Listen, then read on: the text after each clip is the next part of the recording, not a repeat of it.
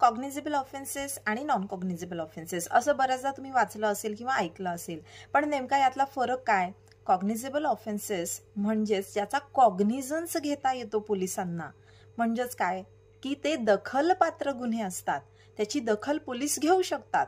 म्हणजे अशा गुन्ह्याची FIR तुम्ही जर रजिस्टर करायला गेलात तर पोलीस तुमची FIR रजिस्टर करून घेतात, पोलीस त्या ठिकाणी इन्व्हेस्टिगेशन सुरू करतात आणि ज्या व्यक्तीवरती त्या गुन्ह्याचे आरोप लागलेले आहे त्या व्यक्तीला ते कुठल्याही वॉरंट शिवाय अटक करू शकतात.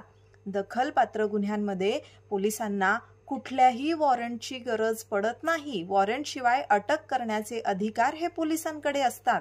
त्यांना इन्व्हेस्टिगेशनसाठी कोर्टाच्या परमिशनची गरज पडत नाहीत. आणि हे जे गुन्हे आहेत हे जास्त गंभीर स्वरूपाचे असतात, जसा की मर्डर आहे, रॉबरी आहे किंवा रेप आहे. हे असे गुन्हे जे आहे कॉग्निझेबल ऑफेन्सेस ह्या कॅटेगरीमध्ये येतात. आता याच उलट आपण जर नॉन कॉग्निझेबल ऑफेन्सेस पाहिले, नॉन कॉग्निझेबल म्हणजे ज्याचा कॉग्निझन्स घेता येत नाही, म्हणजेच दखल घेता येत नाही, ज्याला आपण अदखलपात्र गुन्हे असं म्हणतो.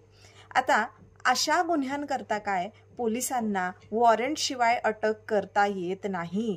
त्यांना वॉरंटची गरज असते आणि हा वॉरंट कोण इश्यू करतो तर कोर्ट इश्यू करतो, बरोबर. म्हणजे अशा गुन्ह्यांमध्ये त्यांना कोर्टाच्या परमिशन शिवाय कुठलंही इन्व्हेस्टिगेशन जे आहे ते करता येत नाही. आता हे जे गुन्हे असतात हे कमी गंभीर स्वरूपाचे असतात, जसं ट्रेसपास असेल किंवा फॉर्जरी आहे, डिफेमेशन आहे.